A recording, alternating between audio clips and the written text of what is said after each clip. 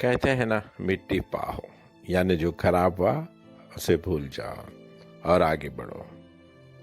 तो इस 2020 को और इन गुजरे महीनों को मिट्टी पालो ना, क्यों कोसना किसी को। अरे यार, ये भी तो हमें कितना कुछ सिखा गए, है ना। कभी सोचा था कि जिंदगी इस अलग तरह से भी जीना पड़ेगी। तुम और झाड़ू लगाओगे, पोंछा भी लगाओगे, कमाल है। एंजॉय किया ना ये टाइम भी।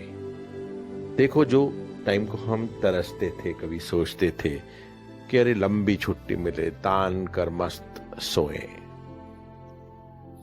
टीवी देखें तो टीवी देखें, किताबें पढ़ें, अपने मन का कुछ करें। तो इस कोविड ने वो वक्त दिया सबको कि अपना अपना मी टाइम लीजिए। 1 दिन नहीं, 10 दिन नहीं, कुछ महीने ले लीजिए, कीजिए जो है। और हम भी कमाल है, इस मी टाइम को कोसने लगे, नाराज होने लगे, पर कुछ तो इसे एंजॉय कर रहे थे, जैसे उन्होंने इस वक्त को अपॉर्चुनिटी की तरह से लिया। तो मान लेते हैं हमारी ये विश पूरी की उस ऊपर वाले ने। अफसोस नहीं जो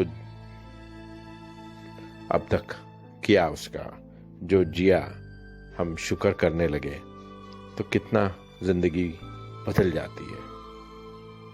सोचा था कभी आप, यस साहब,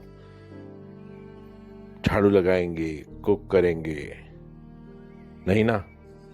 और उस कार में जिसमें रोज घंटों बिताते हैं, उसे महीनों तक उतर के देखेंगे तक नहीं। वो सारी प्लानिंग, शेड्यूल, फाइनेंशियल या कोई भी पल पल में अपडेट करने वाले अब उसकी बात ही नहीं कर रहे थे। क्या फिक्र करना, चिंता उन पलों की जो हमारे बस में नहीं। ऐसा तुम्हारे साथ तो नहीं हुआ, मेरे साथ भी नहीं, दुनिया के हर किसी के साथ, हर देश में, हर मुल्क में, हर किसी के साथ ऐसा ये वक्त गुजरा है। फिर क्यों खामखा हम बोझ डालें इन बातों का अपनी सोच में, अपने विचारों में।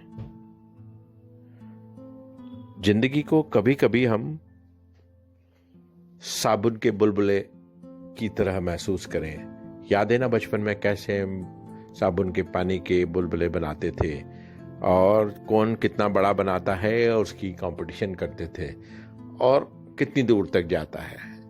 कितनों के बुलबुले बहुत दूर और बहुत बड़े होते थे, और कुछ के वही मुंह में फूट जाते थे, और हम उस पे भी ताली बजाते थे, खुश होते थे।